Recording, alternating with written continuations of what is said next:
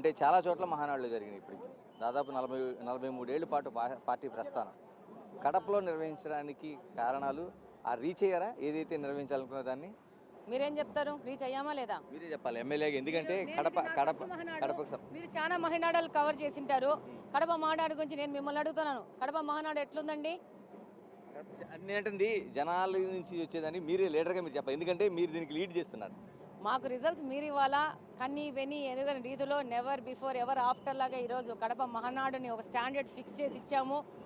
కడపలోన మహానాడు అనుకున్న వాళ్ళకందరికీ ఒక సర్ప్రైజ్ గిఫ్ట్ ఇచ్చాము. పెద్ద ఎత్తున ప్రతినిధుల మహాసభ జరగచ్చు. ఒక కుర్చీ ఖాళీ లేకుండా ప్రాంగణం బయట కూడా వందల మంది కార్యకర్తలు ఉన్నారు. చక్కగా తిన్నారు, ఎంజాయ్ చేశారు. దేవుడు కూడా వరుణుడు కూడా మాతో సపోర్ట్ చేసేసి మాతో పాటు ఆయన కూడా లైట్గా టెంపరేచర్స్ డౌన్ చేసేసి ఒక ఆహ్లాదకరమైన వాతావరణాన్ని మాకు కడపకి ఇచ్చారు. ఇది ఆశ్చర్యకరమైన విషయం. దేవుడు ఆశీస్సులు కూడా తెలుగుదేశం పార్టీకి ఉన్నాయి. ఈ మహానాడు విజయవంతమైంది. ఈ స్టాండర్డ్ సెట్ చేసుకొని రేపు మహానాడు జరుపుకోవాల్సిన అవసరం ఉంది. అంటే మహానాడు అట్టర్ ఫ్లాప్ అయింది. జగన్మోహన్ రెడ్డి దగ్గర నుంచి కింది కేటర్ వరకు అదే చెప్తున్నారు. ఏం సమాధానం చెప్తారు?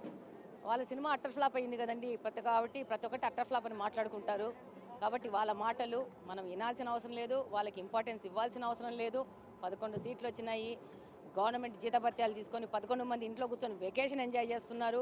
మీరు మాట్లాడేది ఏముంటే మీ 11 ఎమ్మెల్యేల గురించి ఇంట్లో కూర్చొని గవర్నమెంట్ డబ్బులు తీసుకుంటే ఇంట్లో వెకేషన్ తీసుకుంటే, ఇదే ఒక గవర్నమెంట్ ఉద్యోగస్తుడు జీతం తీసుకొని ఇంట్లో కూర్చుంటే ఒప్పుకుంటారా ప్రజలు? కాబట్టి వాళ్ళని తన్ని తరమాల్సిన అవసరం ఉంది. ఇంట్లో కూర్చున్న వాళ్ళకి జీతాలు తీసుకుంటే ప్రభుత్వ ధనాలు వాడుతారు. ప్రభుత్వం మనం డబ్బులు ట్యాక్సులు కడుతుంటే మనం వాళ్ళకి జీతాలు వస్తున్నాయి. ఈరోజు ఒక్కొక్క ఎమ్మెల్యేకి 2 లక్షల రూపాయలు జీతాలు తీసుకుంటూ అనేక అలవెన్సులు తీసుకుంటూ ఉంటారు. వాళ్ళందరూ దేనికి పోటీ చేశారు? ఇళ్లలో కూర్చోడానికి ఓట్లేశారా జనాలు? నీకు చేత కాకపోతే ఇంట్లో కూర్చో, రిజైన్. మేము పోటీ చేసి గెలిచి మేము ప్రజల కోసం పోరాడతాం. ఇదే ఆయనకి ఇచ్చేది. ఈ యొక్క గొట్టాల మాటలు అవసరం లేదు. చేతనైతే 11 మందిని నీతో పాటు తీసుకొని రా అసెంబ్లీకి, అక్కడ చూసుకుందాం.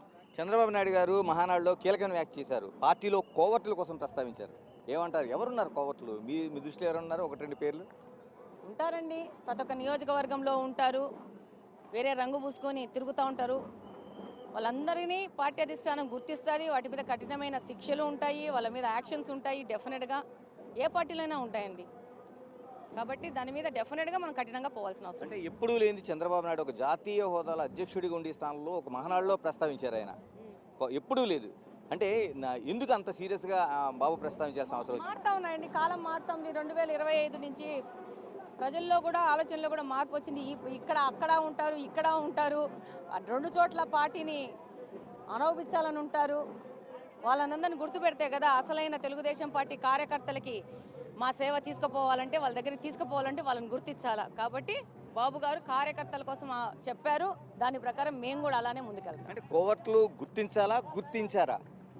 డెఫినెట్గా గుర్తించింటారు కాబట్టి గుర్తిస్తున్నాం అని చెప్పారు. డెఫినెట్గా అంతకుముందు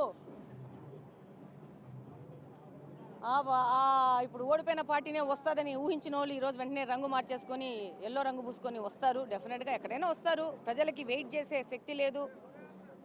విపరీతంగా తొందరగా రంగులు మార్చేది శక్తిలో కొంతమంది ఉన్నారు. ఇది నార్మల్, న్యాచురల్. దాన్ని మనం గుర్తించుకొని మనం కరెక్ట్గా నడవాలి. చివరిగా చెప్పండి, పార్టీలో అంటే ప్రత్యేకంగా రాష్ట్ర వ్యాప్తంగా వదిలేండి, కడప జిల్లాకు సంబంధించి అసంతృప్తులు రేగుతున్నాయి. నిన్న ఒక ఆవిడ టవర్ ఎక్కింది. తర్వాత చాలామంది మాకు ఇంకా అంటే మా మీద ఉన్న కేసులు సైతం పోలేదని ఒక ఆవేదన అయితే వ్యక్తం చేస్తున్నారు. ఎవరి మీద కేసులు పోలేదు? గత ప్రభుత్వంలో పెట్టిన కేసులు ఇంకా పోలేదు, కోర్టుల చుట్టూ తిరుగుతున్నారు. టైం తీసుకుంటుంది. నా మీద ఇంకా 4 కేసులు ఉన్నాయి. టైం తీసుకుంటుంది. దాని ప్రకారంగా పద్ధతి ప్రకారంగా తీసుకుంటాము. తొందరగా అయ్యేటివి తొందరగా అవుతుంటాయి. ఒక కేసు తొందరగా పోయింది, 2వ కేసు కోర్టులో పోయి కొట్టించుకున్నాను, 3వ కేసులు ఇంకా రకరకాలుగా చేసుకొని క్లియర్ అయితే చేసుకుంటాం. ఇవన్నీ వాళ్ళు కక్షగట్టి పెట్టిన కేసులు అన్నీ తీసేసి కార్యకర్తలకు అండగా ఉండే విధంగా ముందుకెళ్తాము. ప్రతి ఒక్క కార్యకర్తకు కూడా చెప్తున్నా, నా మీద 2023 సెప్టెంబర్ నుంచి 24 మే వరకు 6 కేసులు చెత్త పిట్టి కేసులు పెట్టినారు ఈ వైసీపీ వాళ్ళు. కాబట్టి కేసులకి ఏం భయపడమాకండి. వాటికి భయపడాల్సిన అవసరం లేదు. ఆడమనిషిని నా మీద పెట్టారు. నాకు కూడా అనిపించింది నా మీద కేసులు పెట్టినప్పుడు ఏంది ఇది అనేసి. బట్ అలా ఉంది సమాజము. కాబట్టి మనం ఫైట్ చేద్దాం, సాధించుకుందాం.